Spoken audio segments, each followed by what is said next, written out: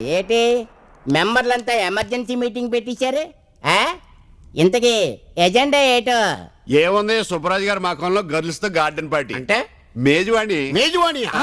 East నుంచి ఇద్దరు, west నుంచి ఇద్దరు, లంకబాగ్యంతో కలిపి 5. పాపతో కలిపి 6.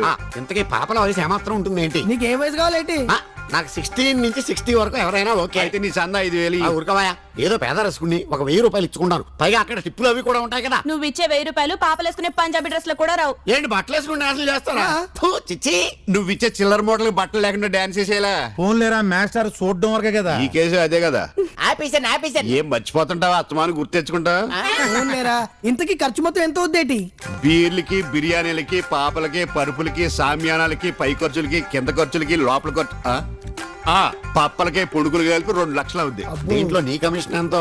నీ అబ్బా నాది. కళా పోషణ గురించి మాట్లాడుతుంటే కమిషన్ గురించి అడుగుతావట్రా? ఆడి గురించి వదిలేయి. ఆడా వెనక నుంచి పేడేస్తుంది, ఇటు ముందు నుంచి దూడేస్తాడు. చాలే.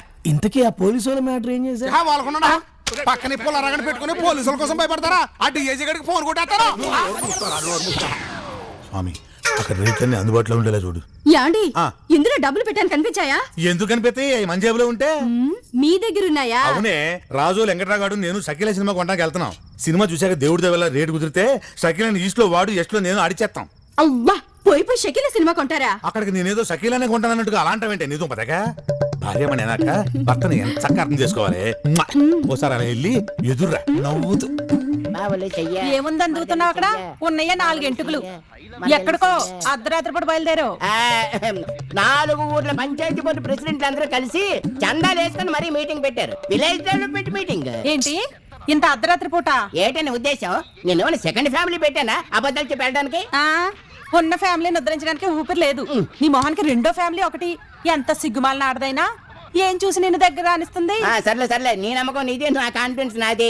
పొద్దున కల్లా వచ్చేస్తాను, తలుపు గడి పెట్టుకో. తలుపేసుకోవడానికి నాకేం భయం? నీకు కాదు భయం, వచ్చేవాడికి భయం. నిన్ను కాంచనమాల కేబుల్ టీవీ ప్రేక్షకులకు నమస్కారం. ఇంతకాలం మన కేబుల్ టీవీలో ఎన్నో రకాల ప్రోగ్రామ్స్, ఎన్నో ఛానల్స్లో చూశారు. కానీ అవన్నీ ముంబైలోనో, మద్రాసులోనో, హైదరాబాద్లోనో సినీ స్టార్స్తో, టీవీ స్టార్స్తో తీసినవి. మన జువ్వలపాలెంలో కూడా చాలామంది టాలెంట్ ఉన్నవాళ్ళు ఉన్నారు.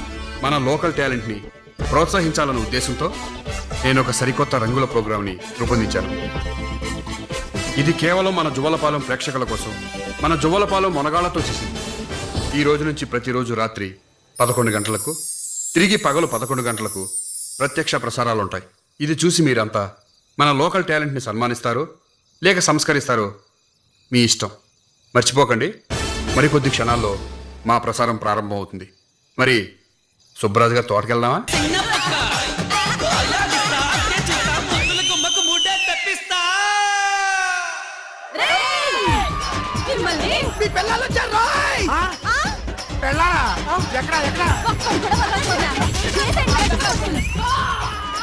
అయ్యో ఆగవే, గంగోలు అంటోండి. ఆ మూతలో కుమ్మేద్దు. నోరు మీరు సచ్చినోడా?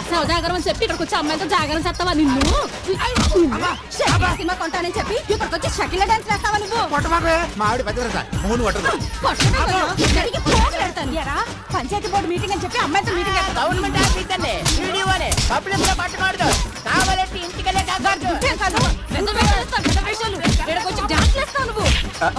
ఎక్కడికి వెళ్తారు? నమస్కారం రావణ గారు, బాగున్నారా? ఏంటో జుబ్బల పాలెం జులైల పాలెంగా చేస్తారు. పులిగడ్డ నుంచి వచ్చి పెద్ద పోటుగాళ్ళగా మా మొగుల్ని పాడు చేస్తావా? దొంగ సచ్చినోడా, వీడికి మాటలతో కాదే జాతలతో చెప్పాలి. అవును,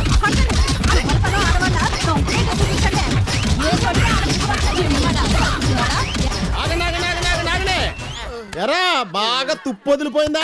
నేను కేబుల్ టీవీ పెట్టి ఏం చూస్తారా అన్నారు కదరా, ఇవాళ అదే కేబుల్ టీవీలో లైవ్ ప్రోగ్రామ్ ఇచ్చి మీ పిల్లలతో పీకించాం. సరిపోతా?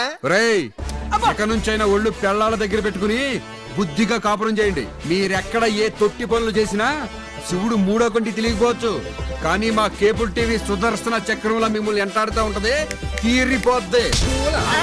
మల్లెపూలు బానే ఉన్నాయి కదరా, మీరు వాడిపోయారంటే? మా ఆవిడ కుమ్ముడికి ఫీల్ అవక హే, పెళ్ళాలతో తన్నులు తిన్న వాళ్ళందరూ పైకి వచ్చారంట. రేపు కూడా తన్నించుకో, పైకి పోతావు. సుదర్శనం, ఇన్నాళ్ళు మా మొగుళ్ళు శ్రీరామచంద్రులన్నీ మురిసిపోయాం.